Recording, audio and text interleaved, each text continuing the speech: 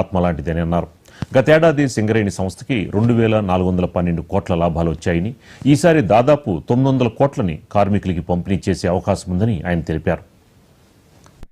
ప్రభుత్వ సమయంలో సింగరేణి కాలనీస్ కి రావాల్సినటువంటి సింగరేణి కోల్ బ్లాక్స్ అంటే తెలంగాణ ప్రాంతంలో ఉన్నటువంటి coal blocks, Singareni coal blocks government of India auction పెడితే ఆ ఆక్షన్ లో సింగరేణి కాలనీస్ పార్టిసిపేట్ చేయకుండా చేయటం వలన కొన్ని ప్రైవేటు వ్యక్తుల చేతుల్లోకి 2 సింగరేణి కాలనీస్ సంబంధించిన గనులు కూడా వాళ్ళ చేతుల్లోకి పోయినాయి. దీనివల్ల సింగరేణి అత్యంత ప్రతిష్టాత్మకమైనటువంటి 2 సింగరేణి కోల్ బ్లాక్స్ ని కోల్పోవాల్సిన దుస్థితి ఏర్పడింది. కేవలం సింగరేణి కోల్పోవటమే కాదు, ఆనాటి ప్రభుత్వానికి సన్నిహితులుగా ఉన్నటువంటి కొద్ది మంది పెద్ద మనుషుల చేతుల్లోకి ఈ 2 బ్లాకులు కూడా వెళ్లేటువంటి పరిస్థితులు ఆ రోజు కల్పించారు. ఆ 2 బ్లాకులు ప్రైవేట్ వ్యక్తుల చేతుల్లో పోవటం వల్ల మనకి ఆ బ్లాకులు దూరంగా ఉండి పెద్ద ఎత్తున సింగరేణి నష్టపోతా ఉంది. యాజమాన్య ఆలోచన, బోర్డు ఆలోచనని ఇటు సింగరేణి కార్మికులు అడిగినటువంటి దాన్ని రెండింటిని కూడా దృష్టిలో పెట్టుకొని ప్రభుత్వ కూడా సీరియస్ గా ఇది రాష్ట్ర ప్రజలకి సింగరేణి సంస్థకు ఉపయోగపడే కార్యక్రమం కాబట్టి ఎట్టి పరిస్థితుల్లో బ్లాకులు తెచ్చుకునే కార్యక్రమాన్ని చేపట్టాలని చెప్పి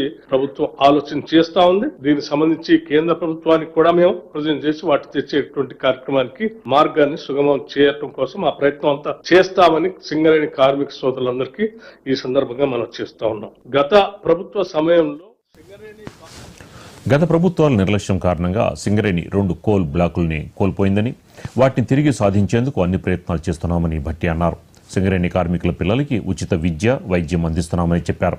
అలాగే కోల్ ఇండియా ఇవ్వని అలవెన్సుల్ని సింగరేణి అందిస్తోందని ఆయన తెలిపారు. కర్ణాటకలోని కాపర్, గోల్డ్ మైన్ ఆక్షన్లో పాల్గొని సింగరేణి వాటిని సాధించిందని భట్టి గుర్తు చేశారు.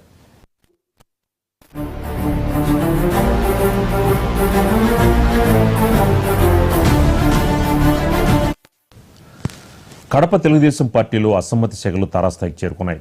ఎమ్మెల్యే మాధవిరెడ్డి, ఆమె భర్తకు వ్యతిరేకంగా మరో వర్గం నిరసనకు దిగింది.